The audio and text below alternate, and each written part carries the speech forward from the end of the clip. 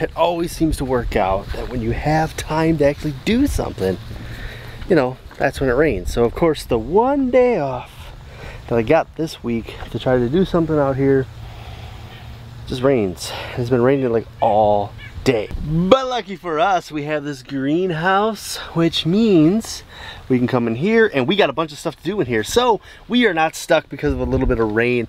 No, no, no, no, no. We are gonna get some stuff done. The plan is I want to plant all of this out and I want to try to get things growing now so that we can harvest them, you know, around that first frost date, after that first frost date, hopefully. So hopefully like in October, everything in here will be at production, high peak production, and make it through the frost, because it'll be inside of our greenhouse where we will be able to maintain things a little bit longer than we were. And I want to have some of my greens and stuff going for the winter, our kale, so we can overwinter it. So we got a lot of stuff to do because we're going to try to get this all ready to go for the fall garden.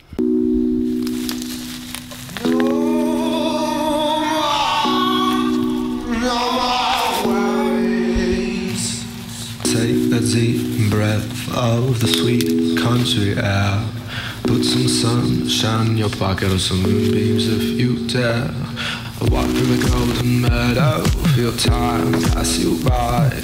Hear the wind whisper, oh, I can teach you how to fly. I got a little baby carrot in there and a couple of heads of garlic. Don't you just love random volunteer stuff in the garden? The kids will love that carrot. I'm gonna chop it up for them so they all have a little piece of it. All right, now we gotta clean out that side over there. And I know it looks nice and lush and green, but that's actually a weed, so we definitely need to get that the heck out of here. Oh, so I had to take a break because the kids wanted to go for a little walk, so we went and did that. No, I've been laughing at clouds that singing in the rain. You really got to scream and shout when you're singing in the rain. Yeah.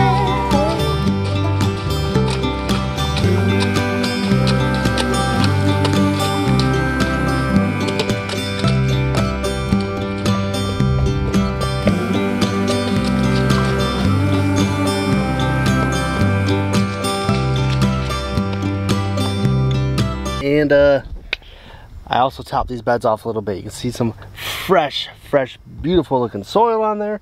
My parents brought over some topsoil the other day, some excess topsoil they had. So I just kind of topped both beds off. I had a good bit of pile over there yet. I got a couple more beds I want to top with it eventually.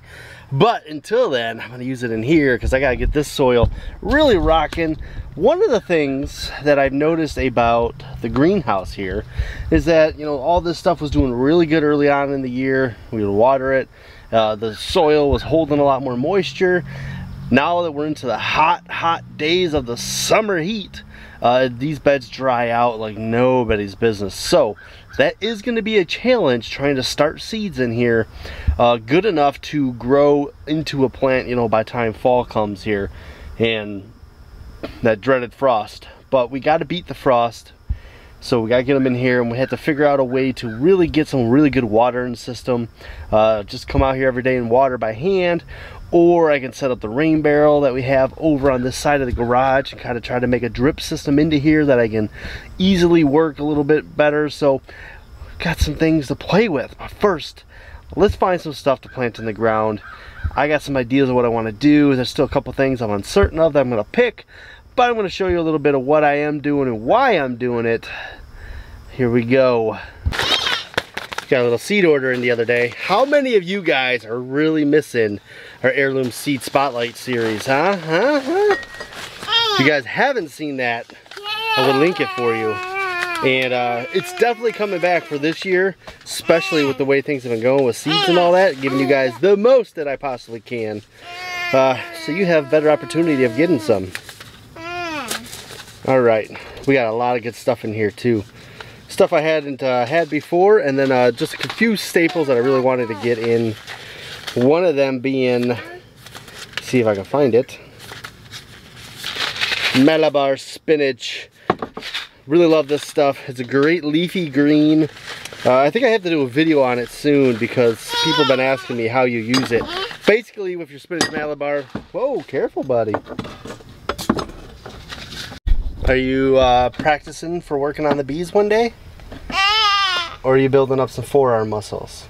Show me how that thing works. Show me how it works. Do you squeeze it? Is that what you do? You squeeze it?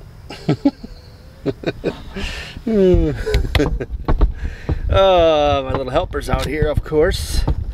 Little dude's always out here, aren't you? Aren't you always out here? Alright, so we were talking about Malabar spinach. So it puts out leafies. It's like a big vine that goes up and up and up and up, and it pulls out leaves off the side. Leaves are kind of like a heavy, almost like a waxy, I want to say they're like purslane or something like that. Kind of like the cacti type family of leaves where they got that little bit of, but that's good, it's fine. It's an absolutely good leaf to use.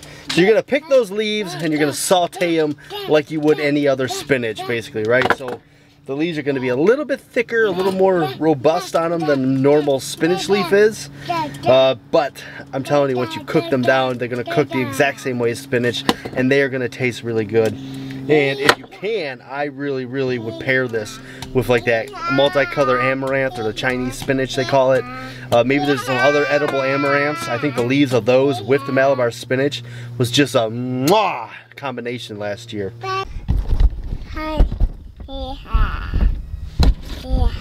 What you got there?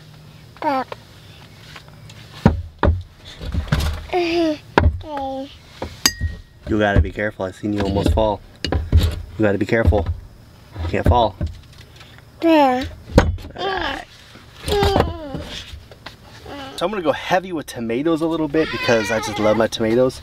We're gonna do an early Detroit, a couple tomatillos, because I forgot to plant tomatillos somehow, so we're not gonna have any verde this year. And then the other thing I'm going to do is, because those other tomatoes are larger tomatoes, they're going to take more time to grow, is I'm going to plant this orange hat in here, just a couple of them, to kind of make sure I get some actual tomatoes before that frost, just in case, you know, it's kind of like an insurance policy. So hold on a second, let me show you this orange hat.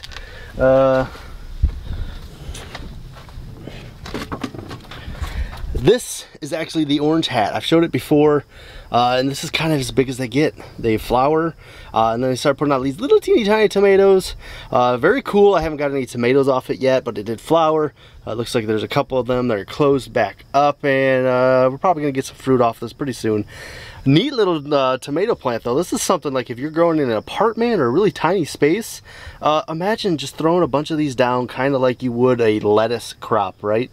And then you get a bunch of these tomatoes come up and produce you a good handful of tomatoes off each plant. We're talking something that you can really work with, something you can get in business with when it comes to producing a lot of tomatoes off of small plants that don't take up a ton of space. Just don't worry, just be happy. Love, peace, and harmony.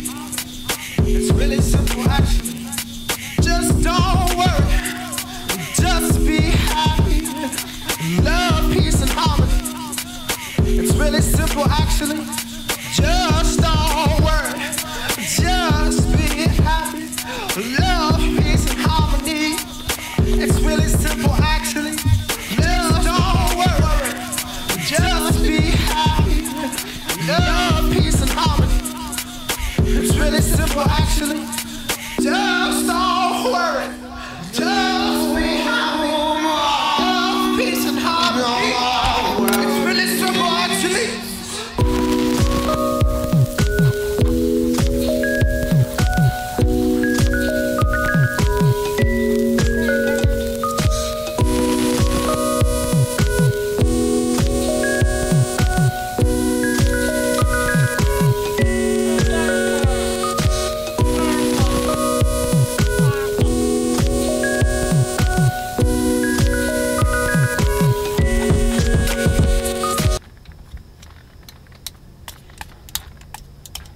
Did you plant all of those? Did you? That's a lot of stuff you planted in there. Yeah. Yeah, it is. It sure is a lot of stuff. Are you gonna eat it all? Hey, are you dirty? Did you get dirty? Isn't 2 just a great age to have a kid out in the garden with you, putting all of the the markers in the ground. I mean, who doesn't need that? You know, shoveling dirt out, all of that good, wonderful stuff the 2-year-olds will do for you. Well, not a bad start of this little garden. We're gonna see what sprouts, how far it gets, you know, and I kind of monitor this stuff like every few days, because what I want to do is make sure that I get everything in here filled up as much as I can. So if something doesn't pop up, I want to say, okay, do I need another one of those, or can I start something different that might be a little bit better suited for the time frame that we have left? So there's gonna be a lot of just kind of playing and stuff. Last year we did not have the greenhouse into full effect when we started. I built these beds in the fall inside of here, and we just moved a couple of things in here, like the parsley that took off like crazy in the spring that was in here, and then overwintered a lot of lettuce and a lot of kale. I was really happy about that. So that's what we're going to attempt to do again, and we will just see how that goes. You know, my wife and I were talking about for her birthday present, which is the end of this month. She wants me to take this little spot right here behind the patio and make her dream English cottage garden. I think that might be really exciting to do, and something really fun. I don't know if it's a weird placement, being that it's like right off the patio and it's kind of like before the garden. Her thought process is that it'll be a nice little entrance because it'll be like all these flowers, a nice little walkway with a little fountain in the middle, and then you'll walk through that, and when you get to the end of it, you'll be like boom in the main garden area.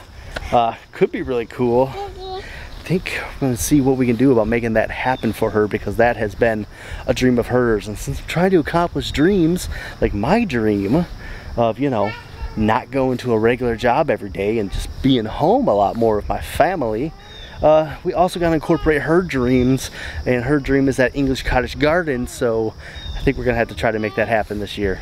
Well, thanks for hanging out with me while I plant out my greenhouse in hopes of a really nice fall harvest and time in here, and just, you know, trying to see what we can get for winter. It's gonna be fun. I really want to amp up this greenhouse as much as I possibly can, because if this all starts working out, maybe down the road we'll have another one. We'll see. All right, guys, remember to be bold and grow bold, and as always, see you in that next video.